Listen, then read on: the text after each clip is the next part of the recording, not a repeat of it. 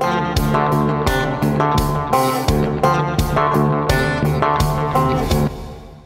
guys, welcome to Tuesday, as we like to call it around here, Monday's Hangover. We'll get to some of the things that we did not get to yesterday. I miss Sarah Gonzalez already. I was watching the show last night, Brandon, and I tell you, I am fascinated by that group at Clemson wanting the tampons back in the men's bathrooms. Yeah, yeah. And you can't make it up, but it got me thinking last night. It really got me to thinking about college. I did a podcast for on Alec Lace's podcast this morning, and we were talking about sending kids to college. And I told him, I said, I've got 2 that have graduated, 2 that are in. They're doing okay. You shouldn't send your kids to college unless they've got a value system and they've got a mission, like a purpose in being there. Yeah. It's got to serve a purpose, not just high school 2.0 where now you're off on your own partying. You went to Brigham Young, right? I did. I went to BYU, and I've never been more happy about that. How strict of a campus setting and life is that? I mean, so technically it all is, honor code. So it's not like there's like informants around snitching. But I mean, let's put it this way. It's voted #1 stone cold sober campus every year for like the last 100 years, pretty much. Now, you have to know that when I went off to the University of Georgia, 1991,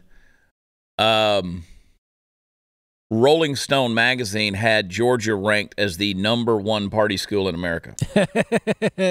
I mean, that sounds on brand for the SEC. Yeah, so vastly different experience what you're describing. Yeah, I mean, look, I went from a private high school where I did a lot of partying. I got a lot in, to BYU where I had to go off campus to get a caffeinated Coke. Yeah. So it was different. It was different. Don't the Mormons own Pepsi? We own a lot. Yeah. It was funny. After I graduated, they put caffeinated beverages in the vending machine. Wow. So that got cleared up. But yeah, no coffee nowhere to be found. Coffee's a no-no. I know that for Latter-day Saints. It was different, but I liked it because I had gotten my partying out of the way. So I got to school and was like, I'm going to actually do work here. And thus I graduated in 3 years.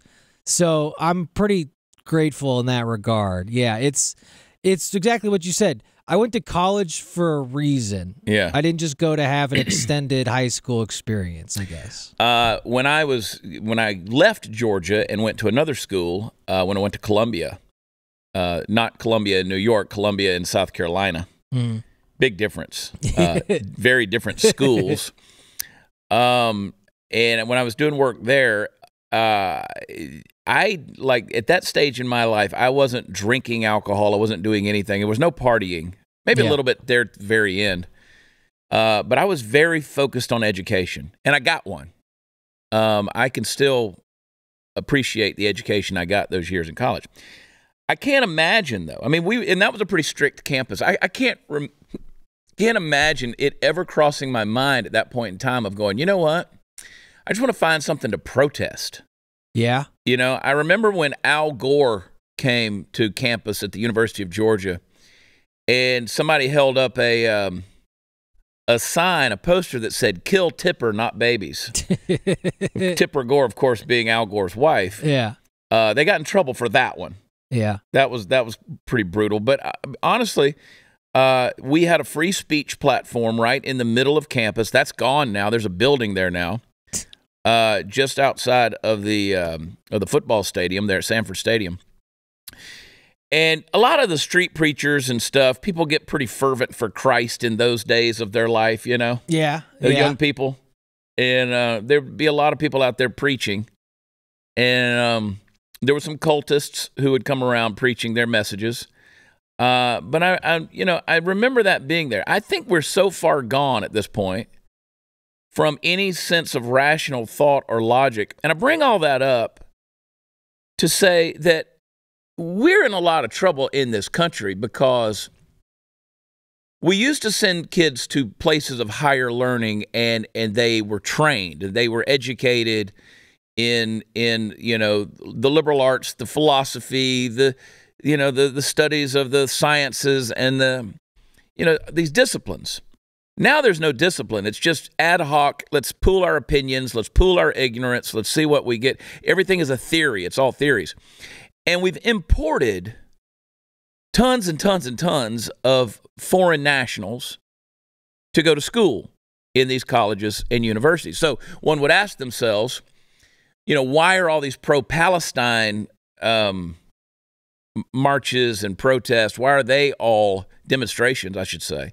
Why are they popping up on these college campuses? Well, because we've imported Muslims. Our college campuses, if you look at the numbers, Daniel Horowitz has a great article on this topic. I think you can find it at The Blaze. But the number, and he actually lists how many are here. Like, I think there's at any given time, there's 20,000 from Saudi Arabia all the way down to the country of Chad. I think there's 61 students here. But he lists all these Muslim countries, and they're in our universities. And we've done that now for decades, allow them to come in, and then they come in under a student visa, they tend to stay, and they're here. And again, we know that we have educated not only foreign nationals, but we've educated people with, nefarious goals in mind in terms of creating cells, creating a disruption, even violence. They're here. They're not just coming across the southern border or even the northern border. We're actually importing them. The problem with America today is that we've forgotten that America is a culture. And America has gotten lost in things like putting tampons in men's bathrooms and shouting pro-Palestine chants and death to Israel and, the crazy anti-American stuff. It's amazing to me that people who just a couple of years ago were so tolerant and loved Trump's hate and women's rights and women's equality are now shouting pro-Hamas, pro-Palestine stuff, which is actually the antithesis of everything I just listed. It's not about free speech. That's not about equality. It's certainly not about women's rights. It's not about gay rights. Hamas has no interest in anything American culture. We're the great Satan. They want death to America. So what we've done is we've forgotten that America is a culture. America's supposed to be a melting pot. When people come here, if they immigrate here, they're supposed to assimilate into that culture.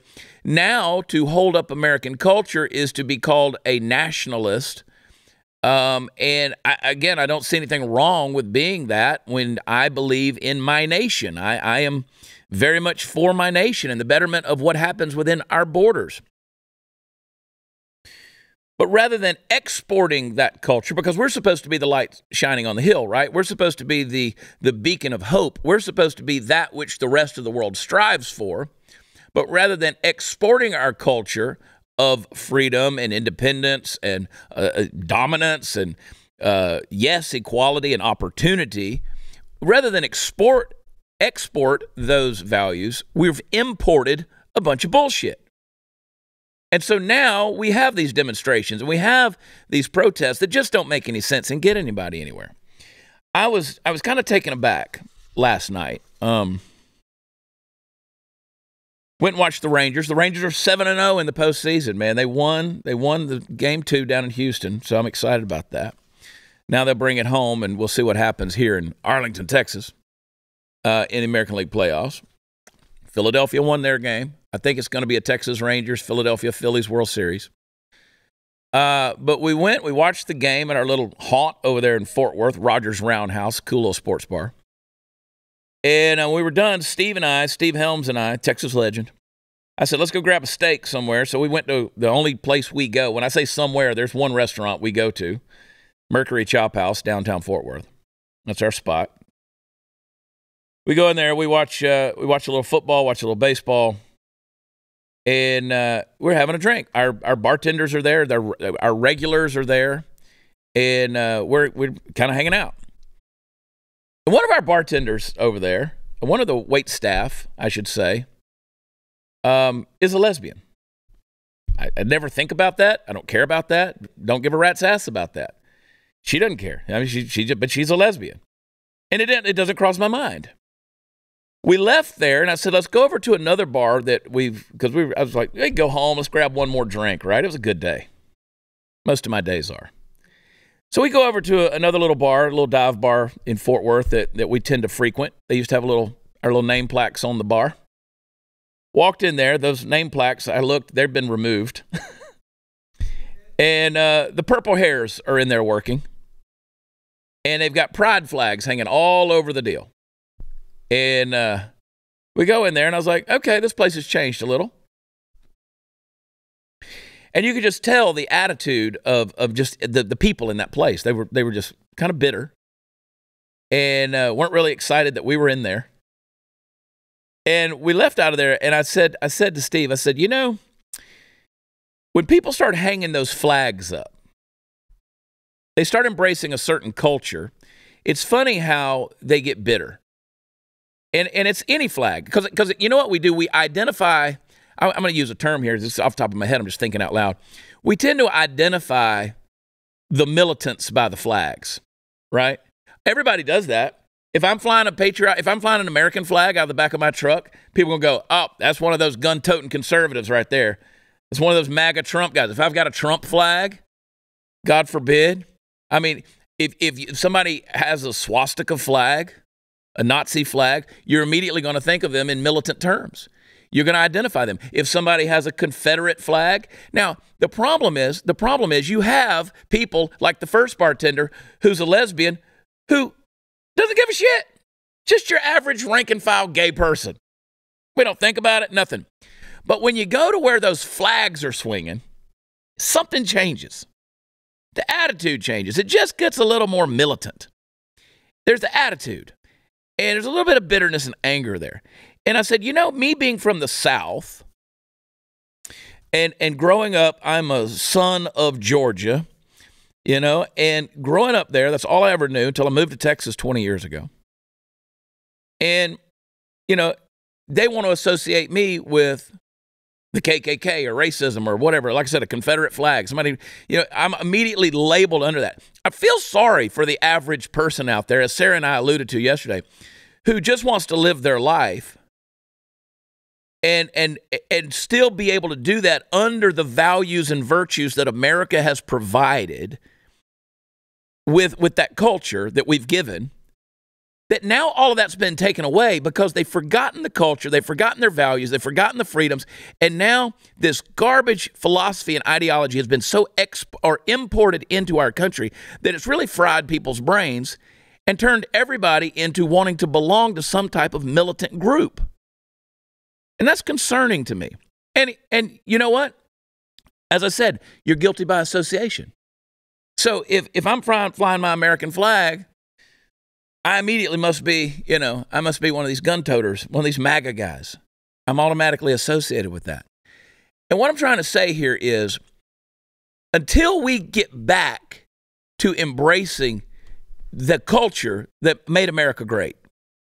And by the way, you know, that's not a Donald Trump slogan. I mean, if y'all remember, even Bill Clinton said, let's make America great again. Ronald Reagan said, let's make America great again. Those exact words. And until we get back to what made America great and stop importing crap and stop aligning ourselves under certain flags that are making us bitter and causing us to have these identity issues because we're some kind of manufactured oppression, till we get back to that, we're in trouble. And this could be the last generation for America. This could be certainly the last generation for any type of American greatness.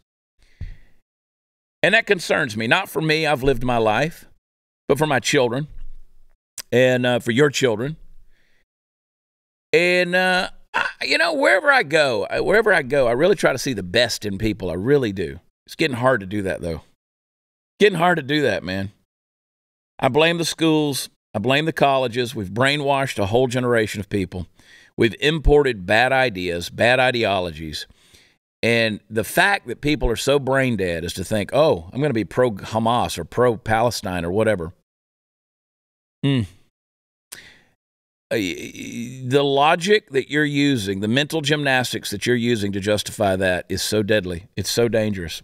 But that's a house of cards that's going to fall in on you, and you're just going to have to be there to deal with that. So, anyway, we identify the flags, man. They identify our militants. They do. Yeah, flags. They really do. It's funny now that I think about it. I don't think I can remember a single protest when I was at BYU. No, for anything. No, that's the way it goes, brother. And I mean, if you're gay, you're immediately associated with the pride flag. Well, I didn't have to deal with that at BYU at all. Yeah. No, you didn't have to deal with that. Next week, my buddy Riaz Patel's coming in. He's been on the show before. He's gay. He's liberal. He's Democrat. He's Californian. He's a Emmy-nominated TV producer. And we're going to have a little debate. We're going to have a good time next week. Nice. What day is he coming in? Wednesday? Tuesday? Tuesday. So he's my buddy. I love him. He loves me.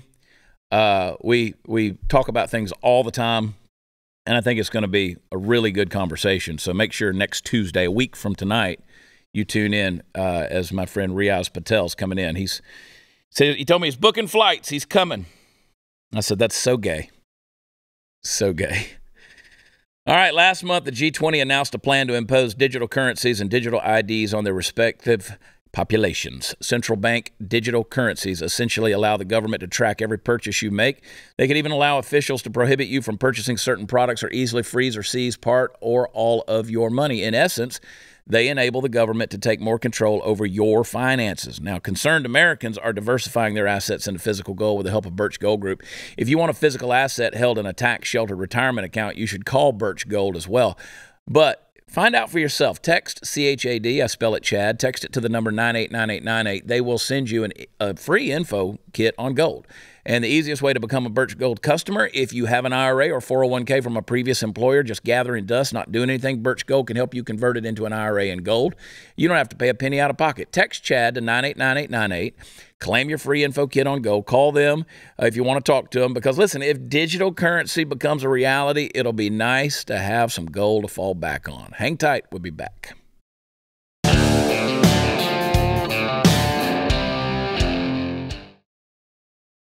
Yeah, I'm sick to death of these guys that go to Washington, D.C. and forget who put them there. I really am. So they're voting on Jim Jordan to be Speaker of the House. The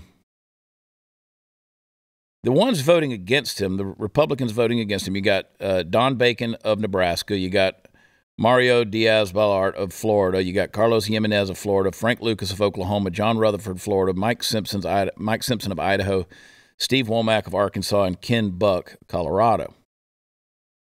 They need to get their shit together. Don Bacon, I responded to his tweet this morning. He said he would not budge. I love how these guys, they like to pull out their military record, I'm doing what's best for America. I've done this and I've done that. It is kind of the ultimate pass card. Yeah, I'm a veteran. Don Bacon said, I'm not budging. I'm a 5-time commander and deployed to Middle East 4 times. I'll do what is best for country. I'll do what is best for country. That doesn't diminish that we're Americans that matter too, buddy. I mean, listen, you maybe you got a great track record, military record, all this kind of stuff, whatever. But you were voted in as a delegated authority. So I responded back, and I said, then you understand authority and chain of command. The people of Nebraska that put you in a place of delegated authority want Jim Jordan. Read the room, Commander. And a lot of libs came on there, a lot of people with Ukraine flags and pride flags. We don't want Jim Jordan. And I'm like, I'm sorry, but if you know his district, pretty sure they do. Especially since the dude, that tweet has been ratioed like hell. I mean, the comments far outweigh the reactions to it. And I will not budge. It's like you'll budge if the people that voted for you tell you to budge, or you know what you're going to get. You're going to get freaking primaried. It's as simple as that, dude. You'll be gone. But again, these guys, what these congressmen and women do is they want their 15 minutes of fame. Because nobody knows who Don Bacon of Nebraska is. Nobody. But everybody's talking about Don Bacon because he can be the little holdout. Like, sorry, bro. And anyway, Joe Biden's going to Israel. That's fantastic. I don't know if Joe knows it. I don't know if Joe knows he's going. But Secretary of State Blinken announced Monday President Biden will visit Israel. I hope he doesn't fall down the stairs. Don't fall down the stairs. Please, God, don't let Joe fall down the stairs. You know, he said, we fully support Israel. I love that coming from a guy that gave $6 billion to Iran. The guy's given $50 billion to Iran overall. He's been very light on Iran. And, of course, no matter what they say, what statements they issue, we know Iran was behind the attack and is behind Hamas. They are the terror arm of Iran. And but it's an election year, so Joe's got to go out there and show that he's strong, and he's got to mumble. He's got to get with Bibi Netanyahu and mumble about some things, and going to condemn the slaughter. You know, it's interesting to me. So it says President Biden will again make clear that he has done unequivocally since Hamas slaughtered 1,400 people, including at least 30 Americans, that Israel has the right and indeed the duty to defend its people from Hamas and other terrorists and to prevent future attacks. Now, what I would like to hear is for him to come out and thoroughly condemn Hamas. That's what I found is a little weak, right? That's what's kind of lacking. Yeah, Chad, it's so beautifully ironic that he's going to go to literal Palestine before East Palestine. Yeah, I was just laughing at that yesterday. It's marvelously ironic. He doesn't care about this country. Also, I don't exactly understand how this gets fixed in a good way, because like clearly you can't have these two entities exist next to each other anymore. Two-state solution is not an option. Yeah, so being like, okay, well, Israel has a right to defend itself. Well, okay, then Hamas is going to have a right to attack back. So like, no one seems to have an answer to that. Yeah, and I don't have one either. Then I guess let them fight it out and winner take all. Well, here's my thing, and I agree. That's all. That a two-state solution is not going to happen. Yeah. It's not going to happen. They don't want to coexist, and I don't care how many coexist bumper stickers you have on the back of your Subaru, lady. They don't want to coexist. Muslims don't want to coexist. The extreme Islam, particularly, as we kind of alluded to yesterday, they don't want to exist with anybody. I mean, Hamas does not want to coexist with the Muslims in Saudi Arabia. Hamas wants to associate with Hamas. They've discovered their scent and they like it. And that's what they're after. So now people say, well, Israel, they came in 1948 and, those Palestinians were already there. They're colonizers. Okay, let me stop you for a second. Who was in Israel first? Israel.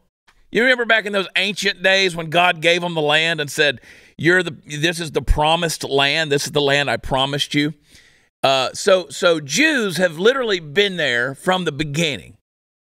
And yet you're going to say, well, no, they can't have the land now. Wait a minute.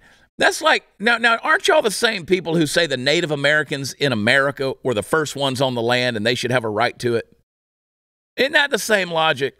Because y'all say, oh, Native Americans, white people have come in and encroached on their land and put them on reservations. We put them, we colonized them. They're a conquered people, blah, blah, blah. And they should have their land back. Well, shouldn't that same logic apply to the people of Israel? Shouldn't it? Oh, and by the way, can I just, for the record, just put it out there and say, all of you guys out there that sound so sweet saying, just from a theological perspective, that Israel is God's chosen people. No, those who are bought and paid for with the blood of Jesus Christ are God's chosen people. If you're going to be biblically accurate, the people who have been redeemed, not the people who rejected Jesus. The people who rejected Jesus, according to the book of Romans, have been cut off from that foundation of grace. And the true Israel, as I told you last week, Galatians chapter 3, verse 7, the sons of Abraham are the people of faith. If you're a people of faith, that faith in Christ Jesus, then you are the true Israel. It's about grace, not race. But we're not talking about a theological perspective. I'm just telling you, people don't get a free pass because historically they were called God's chosen people to go out there and do anything they want to do on a geopolitical scale. They don't get a free pass on that, okay? But since you're going to make a theological argument about it, I can have that theological debate with you, okay? That's all I'm going to say about that in this case.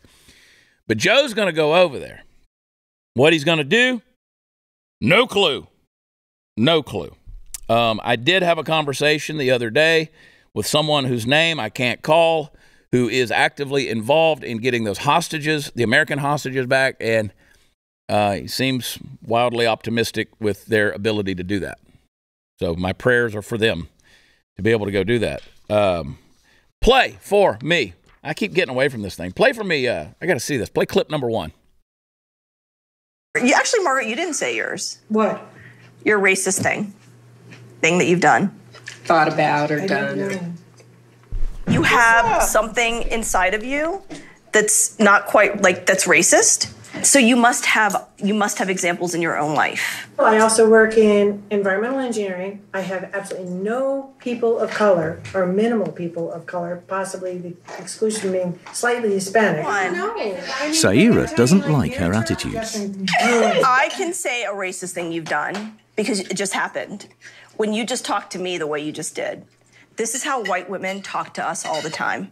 These are microaggressions. When I say the exact same thing to my white girlfriend who says the same exact thing. I don't care if you talk to everybody like that, right? The way you just spoke to me was straight up white supremacy. You actually just answered with racism. White supremacy is said to be hidden in innocuous phrases and banal behaviour. The smallest things could be considered racist.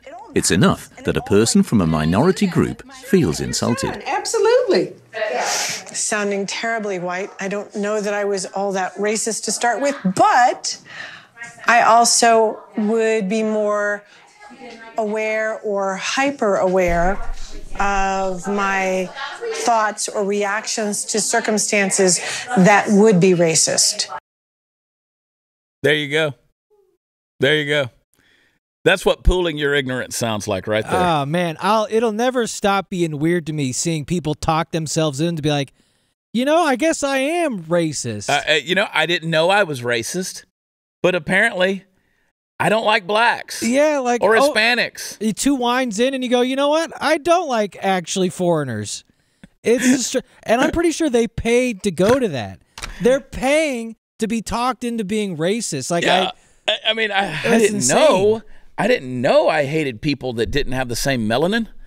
But apparently I am a racist. Because, my only conclusion has to be, that lady must actually not like Hispanics. Because if you sat me down there, there's nothing you're going to be able to tell me to be like, yeah, no, you're right. I'm a bigot. You got me.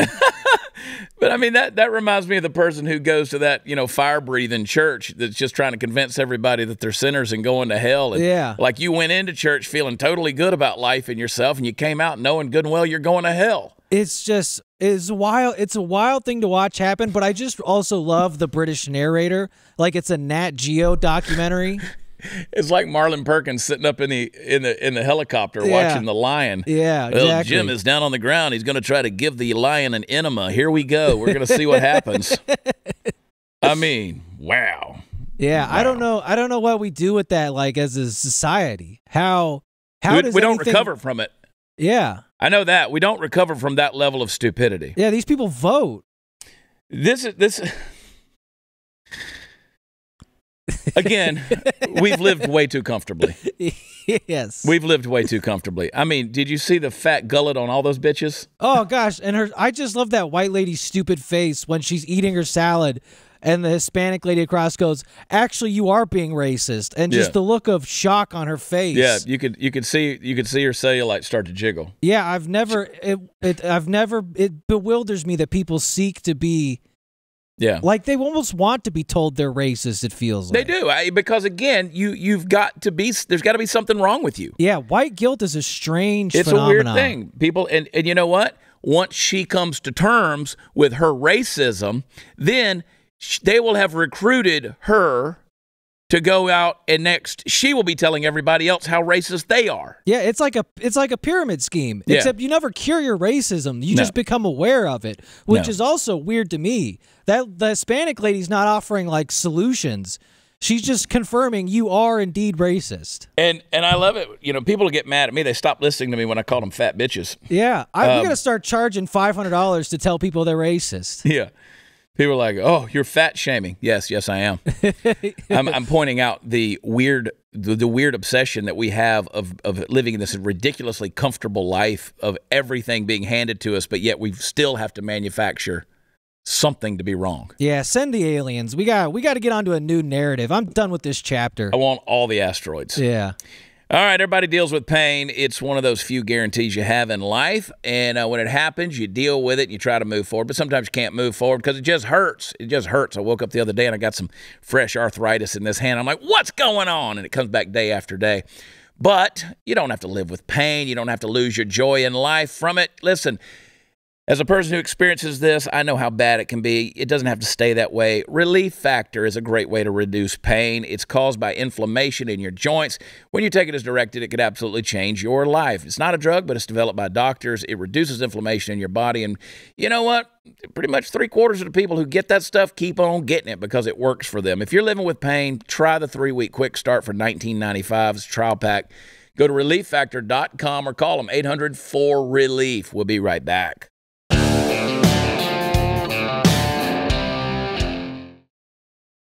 Hey, Friday night, if you're, I don't know, east of Dallas, Terrell, Texas, we're going to be at Silver Saloon, bringing the boys out there, play a little music, have some fun. Music and laughs. We'll be there at Silver Saloon Friday night. And then I will be in Cleveland, Texas on Saturday night there at the Texan Theater. So watchchad.com is where all the fun stuff is. And then Monday will be interesting. This Monday, I got a tape here Monday, and then I got to roll my ass up north of Tulsa to do an event with Folds of Honor, and then turn around the next morning, come all the way back. And the Folds of Honor guys called me, and they, you know, their big sponsor forever is Bud Light. And they're like, could you not make any Bud Light jokes? I was like, you know, I was not planning on it, but now that you put that in my head, they said, well, there'll probably be some lower level executives and distributors and stuff that are there. And I mean, they, you know, again, Folds of Honor is a great organization. My friend, Colonel Dan Rooney, good dude. And so many of those guys connect with Folds. I've done a ton of stuff with them over the years. But, yeah, I'm heading up there. Nobody can come. It's a private event, but I just wanted to tell you that funny story. But then the following weekend, I'm going to be in Tulsa for 3 nights. Tulsa at the Looney Bin. Jesse Payton's coming with me. A couple of late shows. We got Thursday, Friday, Saturday. But I think the Friday late show is like 10 p.m. That's way past my bedtime. I am not a rock star, man. Not a rock star. But, you know, I am still unvaccinated. As far as I know, I've never had COVID. And the CDC has now come out and said that 2% of Americans receive the new updated COVID vaccine. Just 2%. So Pfizer launches $3.5 billion in cost-cutting measures as sales for COVID-19 products plummet. I hope they go in the dustbin of Bud Light toiletry. I really do. 2%. Spend all this money to do all that, and people are like, nope, screw you. We learned. I can't believe anybody ever put up with that crap in the first place, but they did. So all of those vaccines just done. Sorry, Pfizer. No wonder they got Travis Kelce out there trying to get you to go get that crap. You know, no wonder I wonder how much money. You can't convince me otherwise. This whole thing is a setup. Taylor Swift, Travis Kelce, the whole thing is a setup to bring attention to, it becomes a big marketing ploy. Now every commercial I see has got Travis Kelce's ugly ass on there. And, yeah. So good.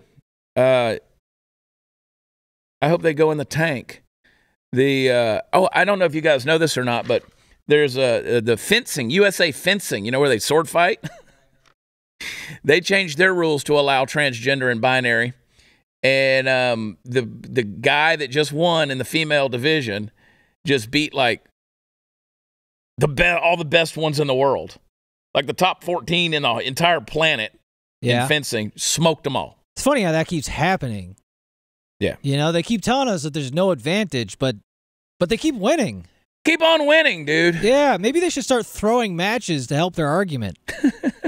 Just keep on winning. But then again, I guess that's very male of you to not be able to just give the women one. You gotta compete to win. I mean, you know, Sarah Gonzalez is tougher than me. She's meaner than me. Yeah. She's more just vicious than I am, but I could still kick her ass. You can still take her, yeah. I could take her. I don't want to. I don't want it to ever come to that. She might force the situation at some point. Somebody said in the comments yesterday, said they could feel the sexual tension between me and Sarah. All right. Guess I'm doing my job. Oh, something of that nature has never crossed my mind. He lied with a grin on his face. I'm kidding. Kidding. Cornel West. I love, not Cornel West. Did you see that? Did you see that debate last week between Cornel West and Alan Dershowitz? Yeah, I caught some of it. I like Cornel West. He's a fascinating dude. I mean, he's an interesting cat, and I'll admit that. I mean, some of those guys are interesting. I'll start listing off names. I listen to the left. I listen to them. The honest ones, yeah. The ones who can think. Yeah. You know. But I saw this video we got here, and I want to show you because it'll piss you off. But it made me think of Cornel West and Alan Dershowitz, and just two liberals going at it from two perspectives about Palestine and Israel. But there was a Cornell professor had this to say about the Hamas attack. Play clip number 2. There are many dozens of goodwill, many Palestinians conscious who abhor violence, as do you, as do I, who abhor the targeting of civilians, as do you, as do I, who were able to breathe. They were able to breathe for the first time in years. It was exhilarating. All right. It was exhilarating. It was energizing. And if they weren't exhilarated by this challenge to the monopoly of violence, by this shifting of the balance of power, then they would not be human. I was exhilarated. He was exhilarated by the race.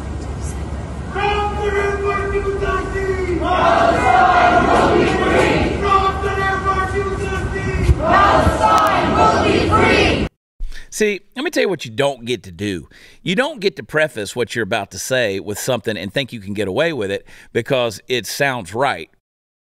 For instance, you don't get to say, well, we abhor the killing of women and children. We abhor the killing of civilians. We hate that that's who was targeted. But then to scream out that it was exhilarating, that these people got to breathe for the first time in years. You don't get to turn around and say, oh, but it was exhilarating. I mean, they cut the heads off of babies, but it was exhilarating.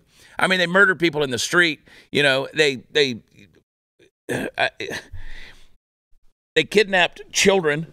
You know, you got the one little girl who's, I don't know, 16, 17 years old in a wheelchair who can't speak, she's wheelchair bound, has to be fed through a tube into her stomach. They kidnapped her. What do you think's happening to that? It's not exhilarating, asshole. It's not. It's not. And these people who live under the umbrella of American freedoms, who are given a microphone, who are given a platform to be able to say this ignorant crap, they really are trash human beings. Because what they don't understand is Hamas, you could take that guy, and I don't know anything about that guy. You know, he's a professor, Cornell University. I don't know what his background is. I don't know where he came from. I don't know what ethnicity is. I don't know. But I promise you, you drop him in Hamas and he'll be dead within the space of 15 minutes. Drop him in the middle of a camp and he will be dead. And we'll see how exhilarating it is. See if you can breathe. They could breathe. Well, you should be fully you should be wide open when they cut your head off. You can breathe completely at that point in time. Just boom, just open those lungs right up, buddy. Let her rip. And then you can do all that screaming and everybody can repeat whatever the garbage is just coming out of your mouth. These people are so ignorant. They're so stupid. They have no clue what really goes on in the world, how evil and cruel the world actually is, to get out there and you give these fat asses a microphone to be able to spout their bullshit, and they go out there and do that with no clue the repercussions of what's coming their way. Because I promise you, when it pops off, the way it already has this last week, you know, the Hamas commander calls for a global day of jihad. You got these lone actors out there that have done things. You know, a guy gets killed in France, stabbed to death. Guy gets stabbed in China. People get shot up in, where was it, Brussels? And we've had some things happen here in the country, in America. When the real thing pops off, I promise you, they're not going to go back and watch your YouTube video or check your credentials as a Cornell professor to say, oh, he's on our side. Nope, you're dead. Boom, end of story. Peace out. Gone. Finished. No more breathing. No more exhilaration. That's it. Sad days we're living in, folks. It's scary. All right. I want to tell you about a land sale. It's the best wholesale land value in the state of Texas. It is prime Texas acreage. Saturday, October 21st, there's a new section opening of Texas properties at wholesale prices.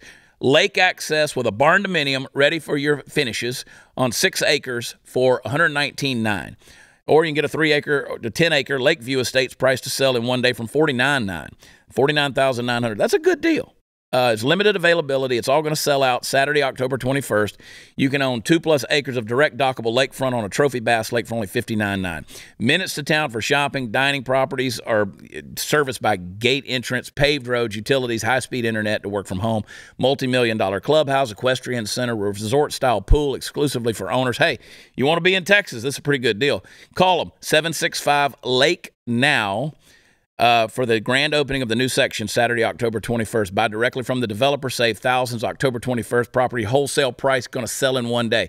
765-LAKE-NOW. That's 765-525-3669. Or you can look online, txlanddeal.com. That's txlanddeal.com. We'll be right back.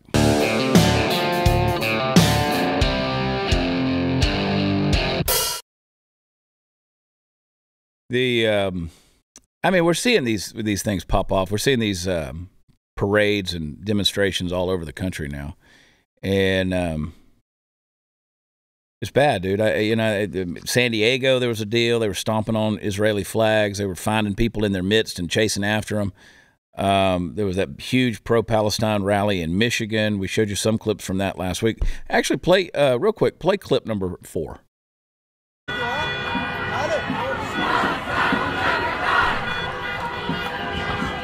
As an American, when you see those Palestinian flags being flown, remember where we started this show.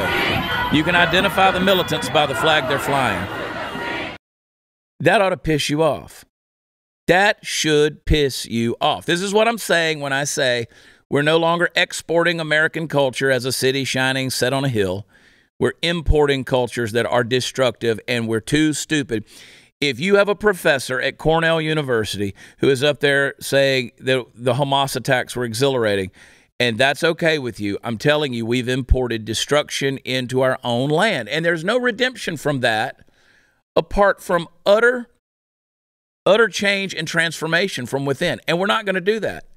When it is easier for an illegal alien to get across the southern border and into our country and on their way to somewhere in the interior of the United States, and they can do it faster than I can go through TSA and get to an airplane, we got a freaking problem. We have a legitimate problem. And here we are. I want to tell you, as a stern warning, as just a solemn warning, arm yourself, train yourself, keep it with you, stay strapped, keep your firearm with you, keep your head on a swivel, be aware of your surroundings at all time, because when things go bad, they're all going to go bad at once. And it's not the splinter cells you're going to have to worry about. It's going to be the people that are in your area that not just from, you're going to have bad people. Bad people are going to see it as an opportunity, like this smash and grab culture that's out there. We've basically given everybody permission to break the law. Well, when things get chaotic, everybody joins in. And you know what? Bad people with bad intentions, they're going to join into that party. They're going to be a part of it. So you better keep your head on a swivel, because white people are going to do bad things, and black people are going to do bad things, and brown people are going to do bad things. People who claim to be Christians, people who claim to be Muslims, people who claim to be, people that watch Alex Stein, they're all evil. They're going to do bad things. They're going to do bad things. So, figure out what weapon you got and know how to use it. Keep it with you because these dangerous times are ahead, man, and people are getting bolder and bolder. I mean, can you imagine if those were flags covered in swastikas? What would the left do if there was that many people marching down the street with Trump flags? Oh, they might as well be swastikas. Those are literal Nazis. They want to exterminate Jews and Christians. And you have the squad out there defending them? You got lawmakers in Washington, D.C., elected representatives who are defending them?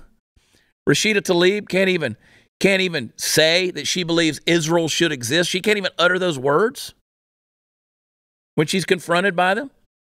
It's a damn shame is what it is that our grandfathers fought and died for our freedom, for this country in world wars, who bled and died overseas to give us the comfort that we have, the greatness that we have, to see it squandered by politicians and pinheads in ivory towers and on university campuses. This is just a damn shame. De Tocqueville said America will only remain as long as America can be good. And we're not good anymore. We're not good. We've sacrificed unborn babies, and now we're defending the extermination of Jews. What have we become? It's insane. Hang tight. We'll be right back.